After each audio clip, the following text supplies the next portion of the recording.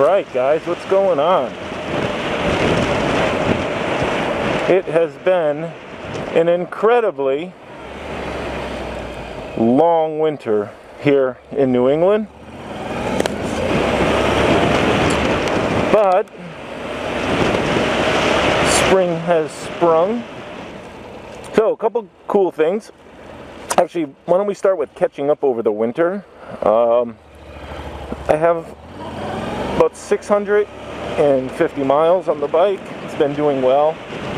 I haven't been getting the gas mileage that I thought I was going to get. I'm still around 60, 58, 60, 62. But I think that's partly because I am 240, to be honest, or should I lie? Now I'm about 240 pounds and 6'4". So the bike's got to work a little bit to move me around, and I'm not exactly gentle with her. I'm off now to Sam's Club, pick up some TurboTax, do my taxes. Today is the 12th. No, today is the 13th, April. And I'm kind of last minute it here.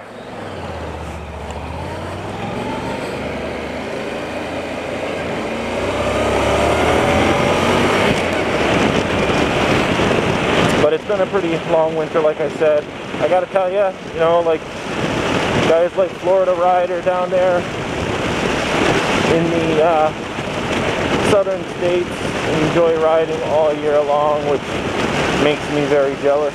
But I wanted to let you guys know in this video right up front, I did respond to all my comments all winter long, even though I was not posting many videos, or any. I think I only posted two videos.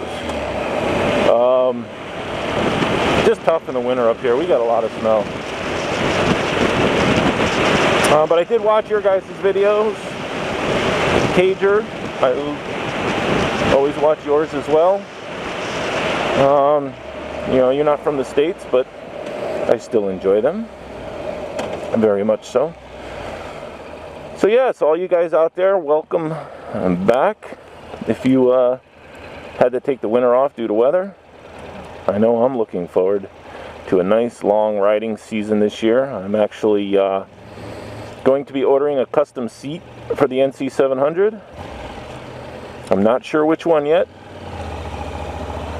Other plans are going to be handlebar risers, foot peg lower,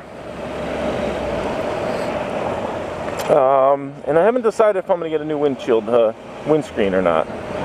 Still haven't made up my mind on that. I don't mind the open wind, but I haven't spent huge amounts of time on the highway either, and I'm planning on taking a trip to Pennsylvania.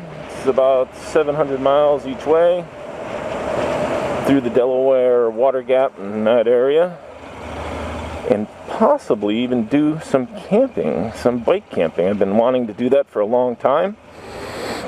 Even when I had the BMW,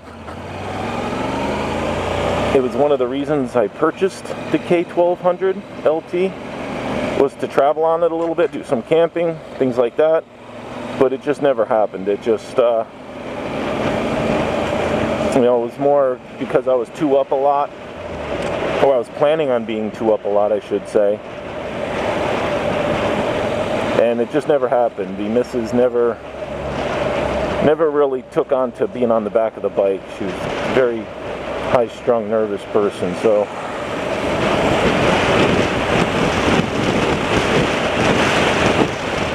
it just never happened. I ended up riding that big bike by myself all the time, and I just couldn't justify keeping it for one person. So now I figured I would get some of the canvas saddlebags for this that strap right over the top of the back seat, and with the Kappa 35 case on the back and the frunk up front here.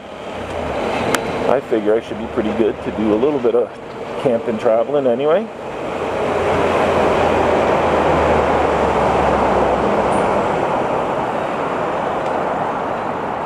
Alright, come on.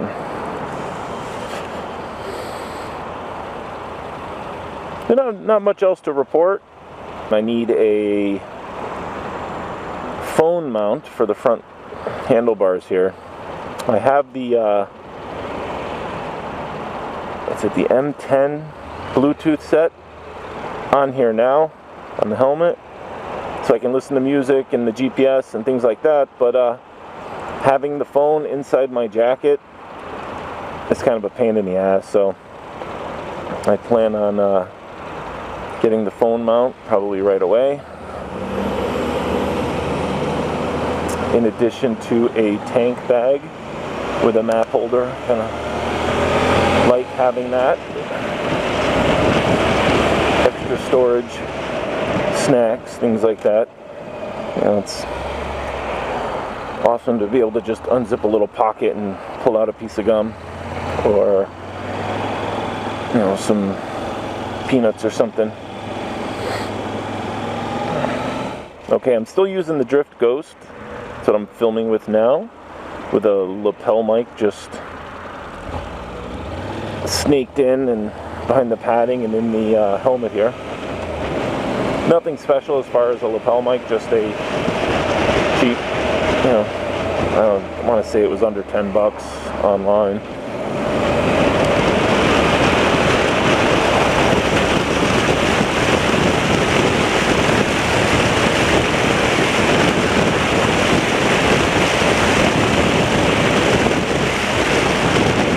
Little hill, but you got to be careful. It's a blind crest with a light at the bottom, as you can see. You definitely don't want to be flying over the top of it, and you definitely want to keep a lookout behind you to make sure nobody else is flying over the top of it.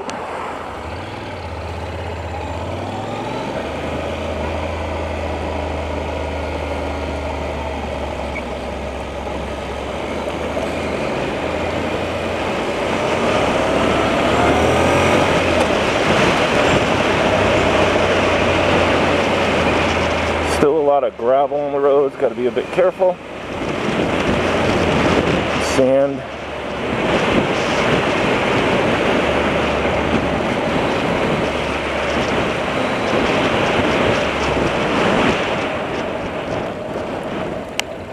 Alright, I think I'll park over here.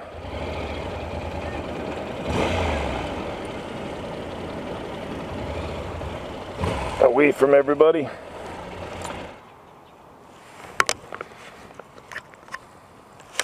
Alright guys, well, unfortunately I struck out with TurboTux, but what I did get, I got some Reeboks boxer briefs. Actually, these don't need to go, these can go in there. Some tortillas can go in there. Picked up these awesome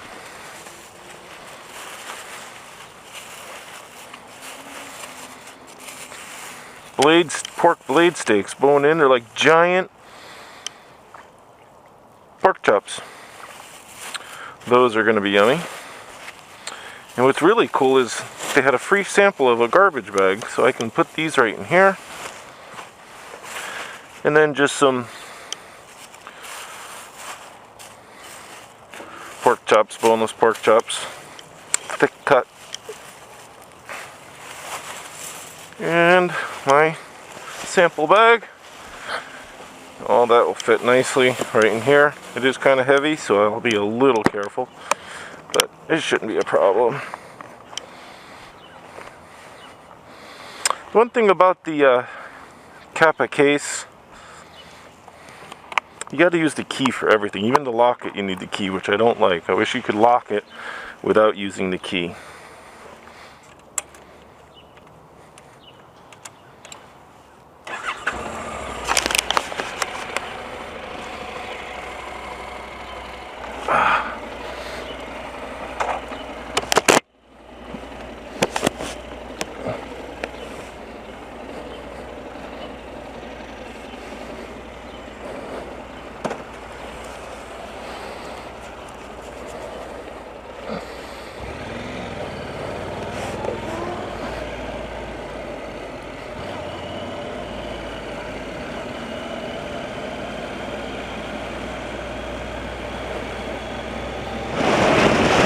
I gotta say, I've been getting a lot of comments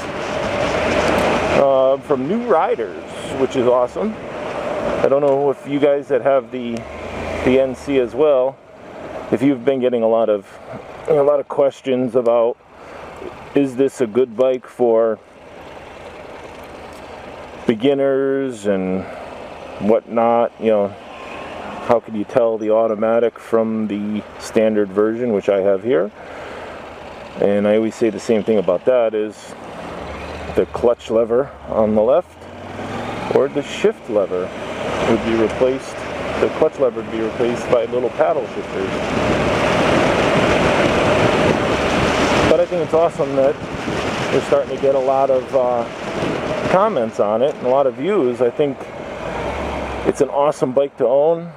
You know, a lot of guys might not see it as a sport bike, might not see it as a touring bike.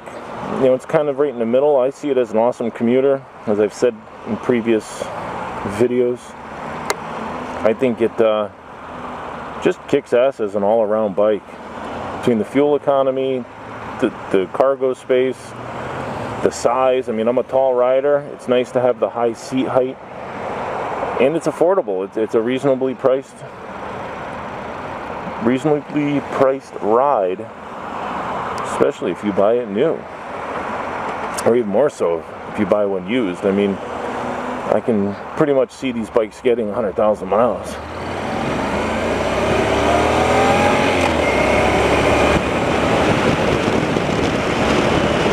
But some people really like to wind out their bikes, which I do too. I mean, when I had other bikes, that's not what this bike is for.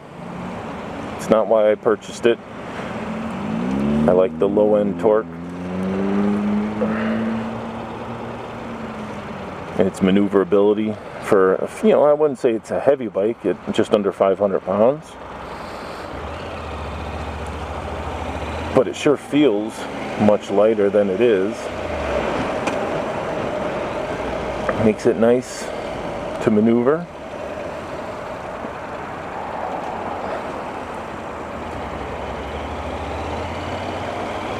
You can pretty much roll to a stop and keep it there for a while without having to put your feet down, which is nice.